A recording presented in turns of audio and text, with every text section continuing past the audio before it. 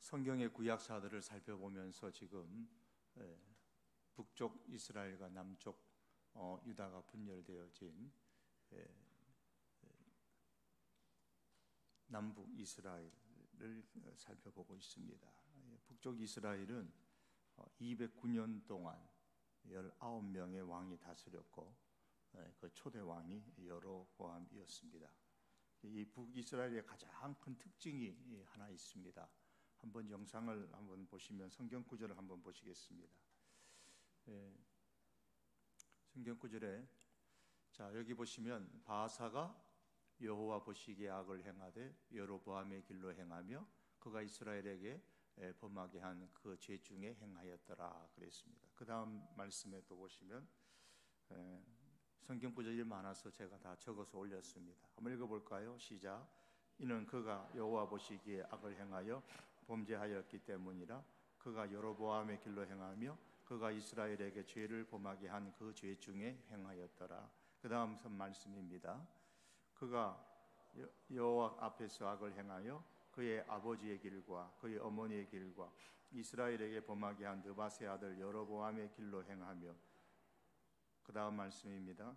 그러나 그가 느밧의 아들 여로보암이 이스라엘에게 범하게 한 그 죄를 따라 행하고 떠나지 아니하였더라. 그 다음에 그러나 예후가 전심으로 이스라엘 하나님 여호와의 율법을 지키지 행하지 아니하며 여로보암이 이스라엘에게 범하게 한 그 죄에서 떠나지 아니하였더라. 그 다음 말씀입니다.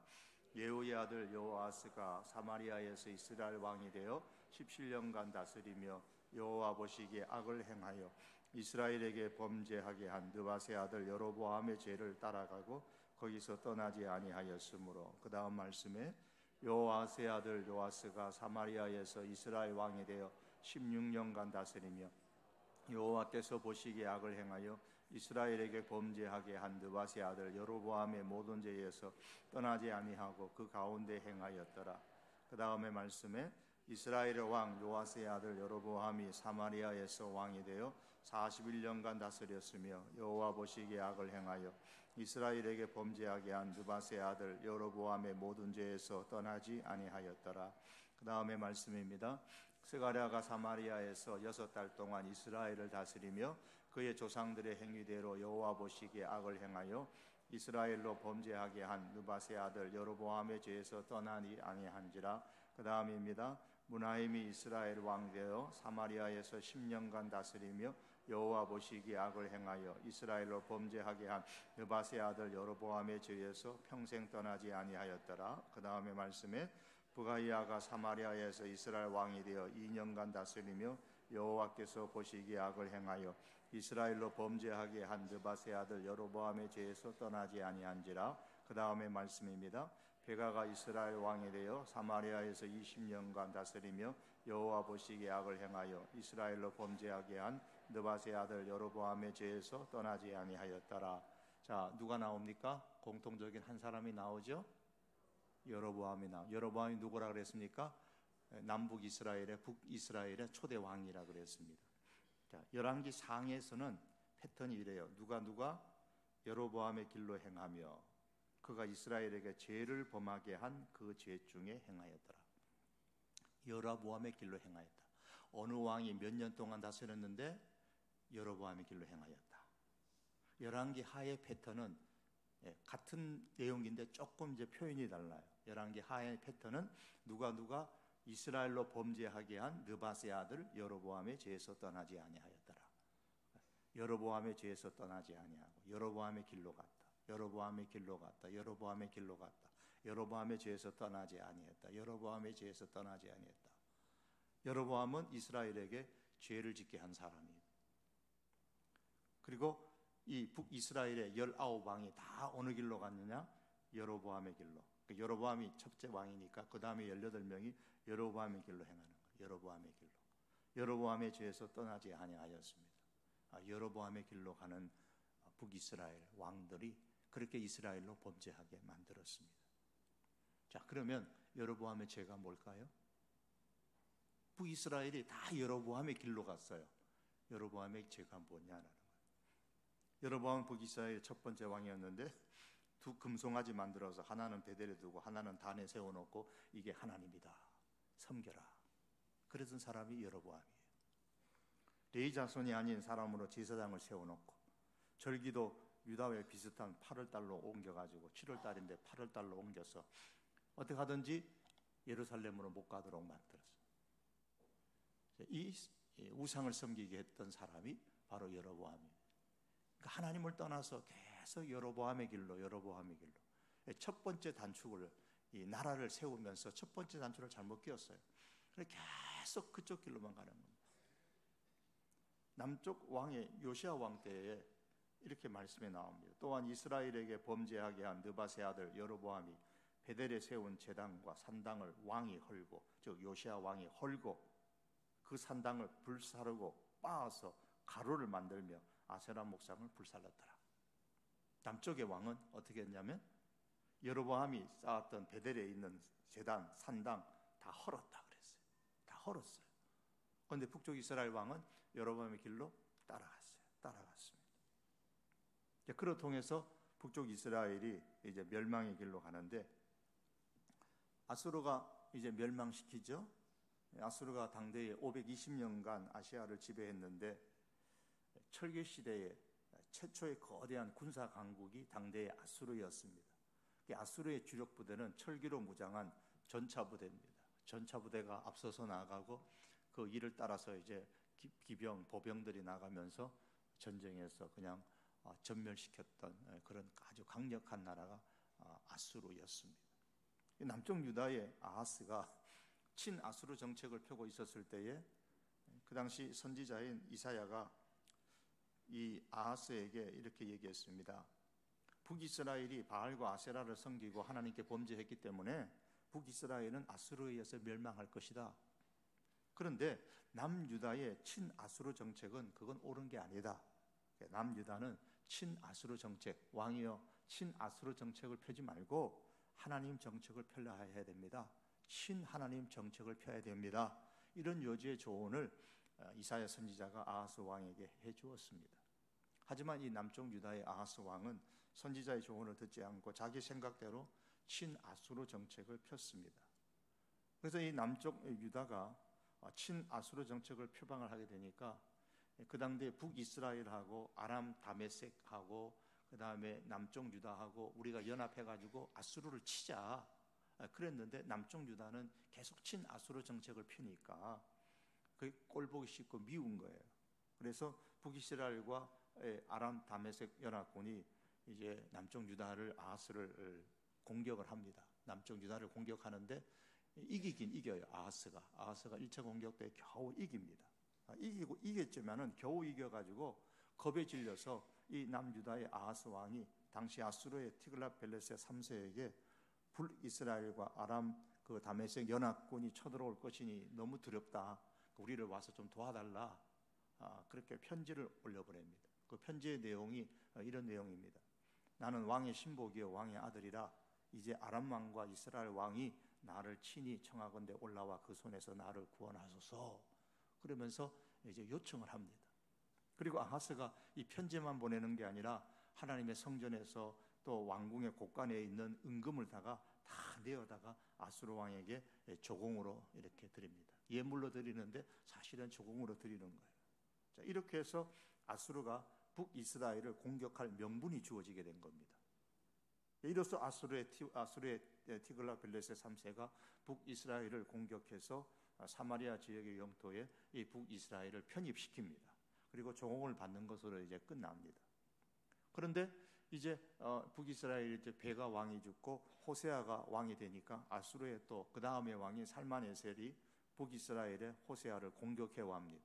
이때 북이스라엘의 호세아 왕은 저항하지 않고 바로 항복하고 아수르에게 조공을 바치겠다고 약속을 하는데 열왕기하 17장에 기록됩니다.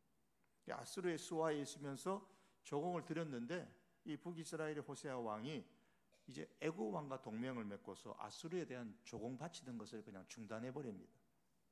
아수르의 속박에서 벗어나려고 했던 것이죠. 이 일로 인해서 아수르 왕 살만에셀이 이스라엘을 다시 공격하여서 3년 동안 이 사마리아 성이 포위를 당하죠. 그러다가 완전히 점령당하고 호세아는 감옥에 갇히게 되죠. 그때 많은 이스라엘 백성들이 아수르로 이제 붙잡혀 가게 됩니다. 이 멸망이 이제 기원전 722년입니다. 그런데 북이스라엘이 멸망하게 된 이 정치적인 또 외교적인 모습은 이렇습니다만, 성경은 보다 근본적인 이스라엘의 멸망의 원인을 말씀을 하고 있습니다.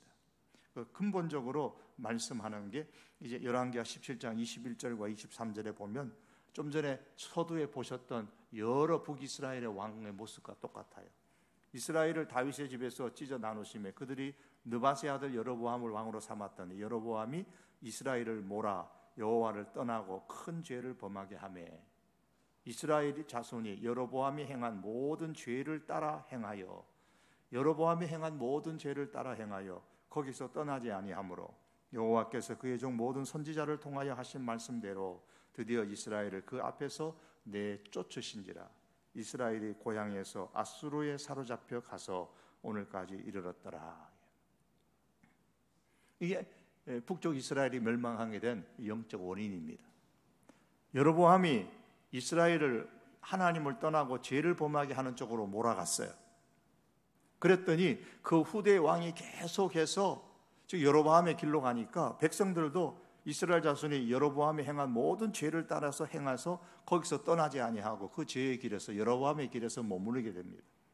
그래서 결국 하나님은 많은 선지자를 보내서 깨닫게 하도록 했지만 끝까지 듣지 아니하니까 하나님께서 이스라엘을 그 앞에서 하나님 앞에서 내쫓으시는데 그 결과가 어떻게 나타났느냐? 좀 전에 말씀드렸던 그런 정치적 어떤 그 국내외적인 상황에 의해서 이스라엘이 고향에서 아수르에 사로잡혀갔다라고 말씀하고 있습니다.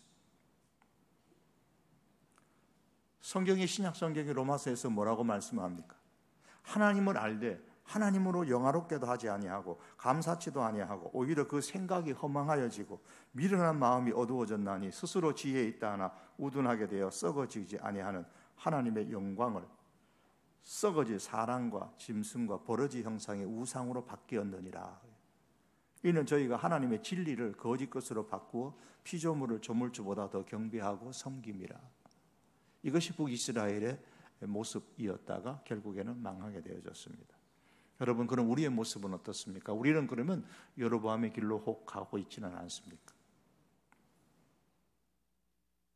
하나님은 알지만 하나님으로 영화롭게도 아니하고 하나님께 감사치도 아니하고 생각이 허망해지고 스스로 지혜 있다고 지혜롭다고 내 자신에 대해서 자랑하지만 사실은 하나님 볼 때에 어리석은 그러한 길로 여로보암의 길로 우리가 가고 있지 않는지 우리가 다시 한번 이 북이스라엘의 멸망에 되는 전체의 이 사건의 흐름을 두고서 우리가 생각해 봐야 될 문제입니다. 그래서 하나님께서 아수르를 이사야서에 보면은 뭘로 사용합니까? 하나님의 진노의 막대기다. 하나님의 손의 몽둥이다. 그래서 하나님께서 진노의 막대기로 하나님의 몽둥이로 그렇게 그들을 징계하셨던 겁니다. 이렇게 아수르로 이스라엘 백성이 잡혀간 뒤에 이스라엘 땅이 어떻게 됩니까? 결국 한 곳에 살지 못하죠. 이 살만에셀은 북이스라엘의 사마리아 성이 함락되던 북이스라엘이 완전히 멸망되던 그때 그 해에 죽습니다. 그 해에 죽고 그 뒤를 이어 이제 사르곤 2세가 티글라 3세가 주장했던 이제 살만에셀 앞에 있었던 티글라 3세가 주장했던 정책이 뭐냐면 혼혈 정책이에요. 그래서 정복한 그 땅을 완전히 아수르화 시키기 위해서 혼연 정책을 펴게 되어졌던 겁니다. 그래서 북이스라엘 남자들을 그들이 점령했던 다른 지역으로 옮기고 점령한 다른 지역의 남자들을 사마리아로 옮기고, 아수르 사람을 옮겨가지고 아수르와 결혼하게 한 건 아니에요. 정복한 다른 지역의 다른 나라의 사람들을 사마리아로, 그리고 사마리아의 남자들은 북이스라엘 남자들은 딴 데로, 이렇게 인해서 결국은 사마리아인이라는 새로운 혼혈족이 북이스라엘 가운데 나타나게 되죠. 그리고 이게 이제 신약시로 내려오면서 사마리아인이 되어지게 되는 겁니다. 그런데 이 사마리아인이요, 역사의 흐름을 참 아이러니한데, 신약시대의 유다가 로마에서 멸망당한 후에 유다 백성들이 세계 각 지역으로 흩어져 혼혈족이 되죠. 러시아로, 미국으로, 또 유럽으로, 아시아로 흩어진 이 유다 백성들이 다시 현대에 모여가지고 오늘날에 이스라엘이라는 나라를 세웠습니다. 그런데 한 1000여 년 동안 흩어져 살아가는 동안 다 혼혈족이 돼버렸어요, 유다 백성들도. 그래서 현재 가장 순수한 고대 이스라엘의 혈통을 가지고 있는 사람이 누구냐? 소수의 숫자로 남아있는 사마리아인들. 신약 성경에서 사마리아인들이라고 그렇게 유대인들이 비난하고 그렇게 인정하지 않았던 그 사마리아인들이 현재는 가장 적은 소수의 숫자로 남아 있어서 사마리아인들이 지금 이스라엘 유다를 통틀어서 가장 순수한 이 이스라엘의 혈통을 잇고 있다고 그래가지고 그들을 보호하는 정책을 지금은 펴고 있다고 합니다. 다시 성경으로 돌아오면 아수르의 혼합 정책으로 인해 가지고 많은 이방 사람들이 이제 남자들이 이스라엘 땅으로 들어오죠. 들어오면서 역시 이들이 빈손으로 왔느냐? 빈손으로 들어온 게 아닙니다. 자기 땅에서 섬기던 각각의 우상들을 가지고 들어옵니다. 다 우상들을 가지고 들어와요. 그리고 이스라엘 땅에 와서 살다 보니까 이스라엘은 본래 하나님을 또 섬기는 사람들이 있단 말이에요. 이스라엘 여인들과 결혼하고 막 이렇게 하다 보니까 그 여인들 아내들은 또 하나님을 섬긴다 그래요. 그러다 보니까 이제 하나님도 섬기고 자기가 갖고 온 우상도 섬기고 이렇게 해가지고 완전히 이제 혼합 종교가 이스라엘 땅에 성행하게 되었던 겁니다. 그래서 열왕기하 17장에 보면 이와 같이 저희가 여호와도 경외하고 또한 어디서부터 옮겨왔든지 그 민족의 풍속대로 자기의 신들도 섬겼더라. 그러면서 자기가 갖고 왔던 신도 섬기고 하나님도 섬기고 하는 이 혼합 정책을 펼쳤는데 하나님께서 가장 싫어하시는 혼합 정책 신앙이죠. 이렇게 북쪽 이스라엘이 멸망을 하게 되고 그 이후의 영적인 상황은 혼합적인 신앙으로 변질되어집니다. 오늘 읽었던 말씀에 내 이름으로 일컫는 내 백성이 그들의 악한 길에서 떠나 스스로 낮추고 기도하여 내 얼굴을 찾으면 내가 하늘에서 듣고 그들의 죄를 사하여 그들의 땅을 고칠지라 그랬습니다. 솔로몬이 성전을 짓고 봉헌 예배를 드렸을 때에 하나님께서 하셨던 말씀입니다. 역대하에 36장 중에서 거의 절반이 하나님께서 그 땅을 고치시는 사건들이에요. 그 남쪽 유다의 왕들이 여로보암의 길로 가지 아니하고 어느 길로 가냐면 다윗의 길로 가는 거예요. 다윗의 길로 갈 때에 하나님께서 이 남쪽 유다 땅을 고쳐주는 사건들이 계속해서 역대하에 나옵니다. 이 사실을 보면 오늘 역사가 분명히 하나님의 심판이라는 대명제를 정해놓고 그 방향으로 흘러가고 있지만 분명합니다. 여로보암의 길로 가면 오늘날도 마찬가지예요. 여로보암의 길로 가면 분명히 그거는 멸망으로 가는 길입니다. 그러나 다윗의 길로 가면 하나님께서 긍휼히 여기시고 고치시는 은혜가 있는 그 길인 것을 분명히 성경은 말씀하고 있습니다. 남쪽 유다 왕국은 345년 동안에 역시 19명이죠. 아달랴까지 합치면 20명의 왕이라고 하지만 보통 아달랴는 잘 포함시키지는 않습니다. 자, 이렇게 345년 동안 지내다가 바벨론의 멸망을 당하는데 유다가 크게 부흥을 맞이한 때가 4번이 있습니다. 첫 번째는 아사 왕 때고, 그 다음에는 여호사밧 왕 때고, 그 다음에 히스기야 왕 때고, 그 다음에 요시야 왕 때입니다. 이 4번에 걸쳐서 큰 부흥을 맞이하는데 성경에 보면 이렇게 말합니다. 요시야가 여호와 보시기에 정직히 행하여 그의 조상 다윗의 모든 길로 행하고, 하나님 보시기에 정직히 행했는데 그 길이 어떤 길이냐면 다윗의 모든 길로 행하였다. 그러게 좌로나 우로나 치우치지 않고 다윗의 길로 갔다 그랬어요. 여호와께서 여호사밧과 함께 하였으니 이는 그가 그의 조상 다윗의 처음 길로 행하여 바알들에게 구하지 아니하고 여로보암의 길로 가지 않고 다윗의 길로 갔다 그랬습니다. 오직 그의 아버지의 하나님께 구하며 그의 계명을 행하고 이스라엘의 행위를 따르지 아니하였다. 이스라엘의 행위는 뭡니까? 여로보암의 길로 가지 않고 다윗의 길로 갔다 그랬어요. 히스기야도 마찬가지입니다. 히스기야가 그의 조상 다윗의 모든 행실과 같이 여호와 보시기에 정직하게 행하였다. 성경은 이 하나님의 큰 신앙의 개혁을 일으키고 하나님의 부흥을 경험했던 남쪽 유다의 왕들의 공통되는 점이 뭐냐면 다 여호와의 길로 갔어요. 다윗의 길로 갔어요. 하나님 보시기에 정직했던 다윗이 길로 갈 때에 하나님께서 그 앞에 그 왕들이, 남쪽 유다의 왕들이 참 하나님 앞에 못된 짓 했더라도 하나님께서 그들을 고쳐주는 귀한 역사들이 있었던 것을 보여주고 있습니다. 그래서 이 네 명의 그 신앙의 개혁운동, 부흥운동을 일으켰던 다윗의 길로 걸어갔던 이 왕들의 내용들을 살펴봐야 되는데, 제가 몇 년 전에 이 네 명의 왕들에 대해서 한번 말씀을 드린 기억이 있지만 한 사람의 왕만 얘기하고 넘어가려고 합니다. 아사 왕입니다. 첫 번째 부흥을 경험했던 왕이 아사 왕인데, 아사 왕은 지금으로부터 하면 한 3100년 전 사람이죠. 초대 사울 왕으로부터 시작하면 이스라엘의 6대 왕이 되는 거고, 남북 시대를 시작하면 르호보암, 남쪽 유다 나라의 첫 번째 왕 르호보암, 그 다음에 아비야, 그리고 아사, 이렇게 3대째 되는 왕이 이 아사입니다. 그런데 르호보암이 처음에 잘 나가다가 옆길로 빠집니다. 지금은 삼천포라는 지역이 없어졌습니다만 삼천포로 빠져버립니다. 범죄하게 되고, 그 아들 아비야도 그 길로 따라갑니다. 그 길로 따라가는데 이렇게 열왕기상 15장에 보면 이렇게 말합니다. 아비암이 그의 아버지가 이미 행한 모든 죄를 행하고 그의 마음이 그의 조상 다윗의 마음과 같지 아니하여 그의 하나님 여호와 앞에 온전하지 못하였다. 그랬어요. 다윗의 마음과 같지 않았어요. 그러니까 그래서 그런 쪽에서 아사가 이제 왕이 되는 거죠. 아사는 다윗의 길로 가게 됩니다. 역대하 14장 7절에 보면 이렇게 말합니다. 다윗이 이 아사가 다윗의 길로 간 것을 어떻게 표현하냐면, 아사가 일찍이 유다 사람들에게 이르되 우리가 우리의 하나님 여호와를 찾았으므로 하나님을 찾았다 그랬습니다. 15장 12절에 가면은 마음을 다하고 성품을 다하고 열조의 하나님 여호와를 찾기로 언약하고, 15장 15절에 보니까 무리가 마음을 다하여 맹세하고 뜻을 다하여 여호와를 찾았으므로, 이 아사 왕은 마음을 다하고 뜻을 다하여 하나님을 찾았어요.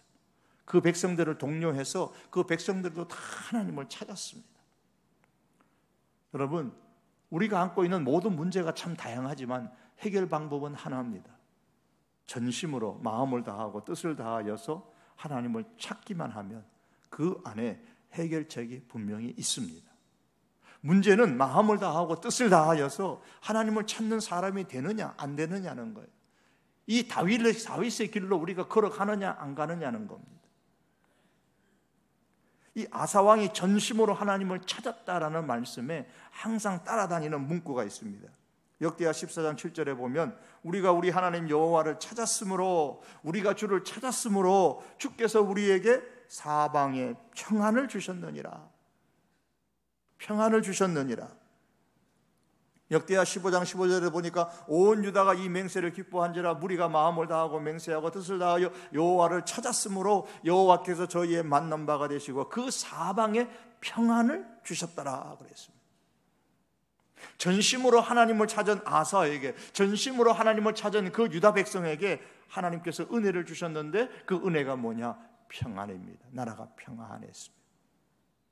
이 대한민국이 평안하려면, 대한민국의 남북이 평화적으로 통일되어지고 이 나라가 평안하려면 전심으로 하나님을 찾는 교회가 먼저 돼야 돼요. 믿는 우리는 기독교 국가가 아니니까 전 백성, 대한민국 전 백성들이 다 하나님을 찾으라 이렇게 말할 수는 없겠죠.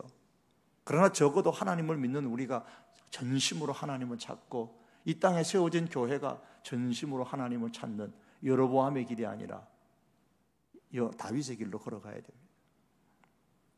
환경에 따라서 달라지는 사람은 큰 일을 할 수가 없습니다.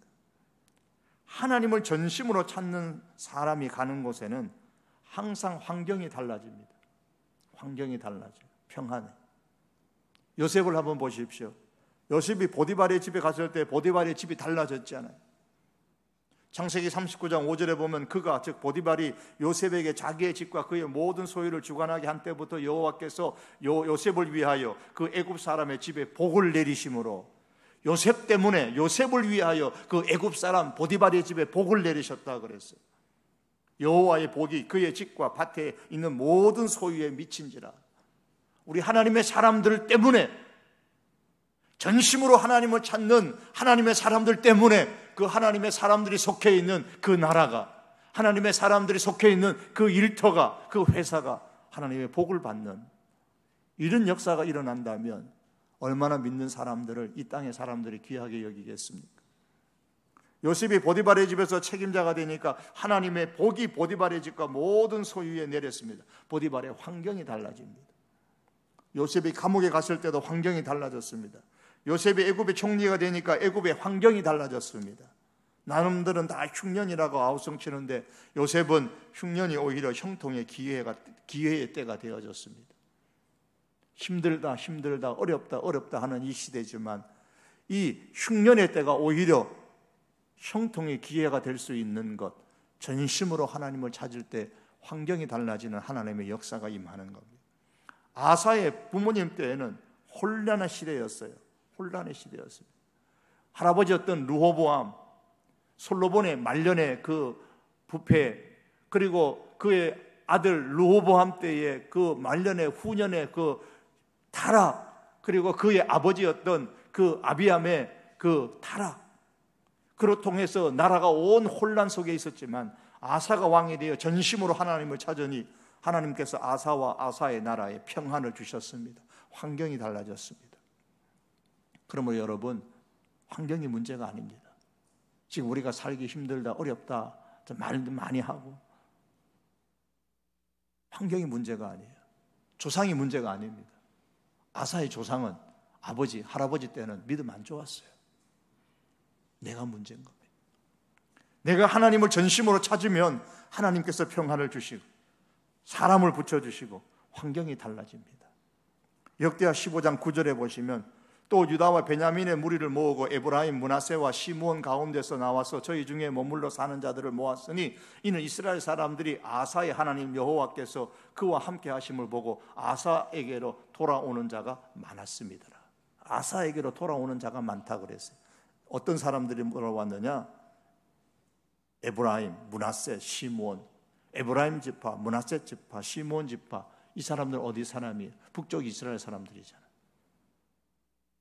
북쪽 이스라엘 사람들인데 아사가 전심으로 하나님을 찾아 그 나라에 평안을 주니까 그 사람들이 남쪽으로 내려오는 겁니다. 하나님을 전심으로 찾을 때에 하나님께서는 필요한 사람들을 붙여주십니다. 재물이 필요하면 재물을 가진 사람들을 붙여주시고, 능력이 필요하면 능력을 가진 사람을 붙여주시고, 더 좋은 신앙이 필요하면 더 좋은 신앙의 사람을 붙여주십니다. 세상의 사람들은 학력의 스펙을 쌓으려고 안달을 하고 경험의 스펙을 쌓으려고 애를 씁니다.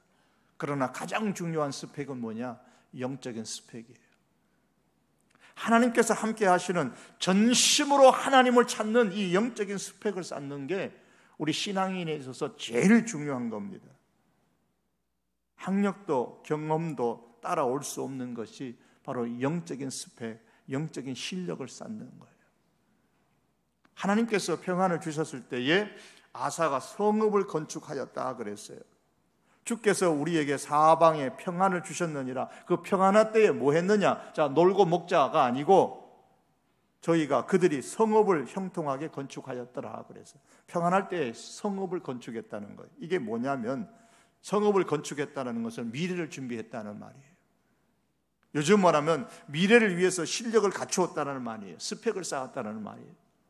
언제 또 전쟁이 일어날지 모르니까 평안할 때에 미리 중요한 지역에다가 성읍을 쌓아놓고 성을 쌓아놓고 전쟁을 대비했습니다. 그래서 100만 대군의 이 많은 적의 침략이 왔을 때도 아사가 넉넉하게 이길 수 있었던 그 힘들이 거기서 나왔던 거죠. 미래를 위해서 학력 스펙을 쌓거나 경험의 스펙을 쌓는 게 나쁘다는 건 아닙니다. 필요하면 많은 경험의 스펙도 실력도 쌓아야 되고 학력의 스펙도 실력도 쌓아야 됩니다. 아사는 하나님께서 평안을 주셨을 때에 그 환경을 잘 선용해가지고 나라의 스펙, 나라의 미래를 준비했습니다. 성읍을 쌓아서 나라의 미래를 준비하고 백성들의 안위를 위한 미래를 준비했습니다. 하나님께서 우리에게 기회를 주셨을 때에 미래를 준비하기 위해서 때로는 학력의 스펙도 쌓아야 되고 미래를 위해서 경험의 스펙도 쌓아야 됩니다. 실력을 쌓아 나가야 됩니다. 내가 할 수 있는 모든 준비들을 철저하게 해야 됩니다. 무엇을 위해서? 미래를 위해서. 때로는 교회의 미래를 위해서 우리가 무엇을 준비해야 될 것인지, 아니면 개인적으로 내 인생의 미래를 위해서 무엇을 준비해야 될 것인지 실력을 쌓는 그 일에 우리가 힘을 써야 됩니다. 그러나 무엇이 가장 중요합니까? 하나님을 찾는 영적 실력을 먼저 갖추는 겁니다. 전심으로 하나님을 찾는 이것이 우선되어져야 됩니다. 이 순서가 바뀌어지면 안 됩니다. 하나님을 찾는 이 영적 실력을 쌓는 이 영적인 스펙을 쌓는 것이 우선입니다. 그래야 하나님께서 환경을 바꾸어 기회를 주시는데, 그 기회를 주실 때에 비로소 우리의 경험의 실력도 쌓고 우리의 그 학력의 실력도 쌓고 미래를 위한 무엇의 실력도 쌓아 나가는 겁니다. 학력이 필요하면 학력을 쌓고 경험이 필요하면 경험을 쌓고 또 다른 것이 필요하면 그 다른 것을 쌓아 나가야 되는 겁니다. 말씀을 맺기를 원합니다. 오늘 두 길을 소개했습니다. 한 길은 북쪽 이스라엘 사람들이, 북쪽 이스라엘의 왕들이 그 백성을 이끌고 갔던 참 불행한 길이죠. 여로보암의 길입니다. 또 한 길은 남쪽 유다의 모든 왕들이 전심으로, 모든 왕들이 그 길로 가지는 않았지만 그러나 분명한 것은 다윗의 길로 가는 왕들이 남쪽 유다에는 있었습니다.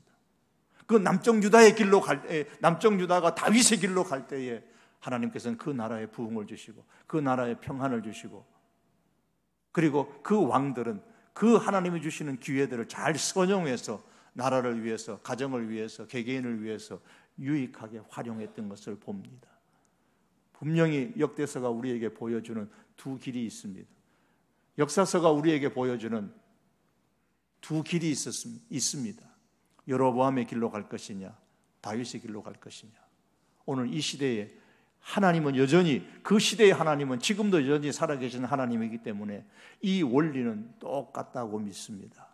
내 신앙을 다시 한번 점검하고, 우리 가정의 신앙을 다시 한번 점검하고, 우리 교회의 신앙의 질을 다시 한번 더 점검해 가면서 여로보암의 길로 가고 있느냐, 다윗의 길로 가고 있느냐, 깊이 우리가 우리의 신앙을 다시 한번 살펴보면서 여로보암의 길을 완전히 끊고 다윗의 길로 걸어감으로 통해서 전심으로 하나님을 찾는 이 길로 우리가 걸어감으로 통해서 하나님께서 주시는 놀라운 환경의 변화, 또 놀라운 하나님의 그 은혜의 축복을, 평안을 누릴 수 있는 우리 하나님의 사람들의 가정이 될 수 있기를 주님의 이름으로 축복합니다. 기도하시겠습니다.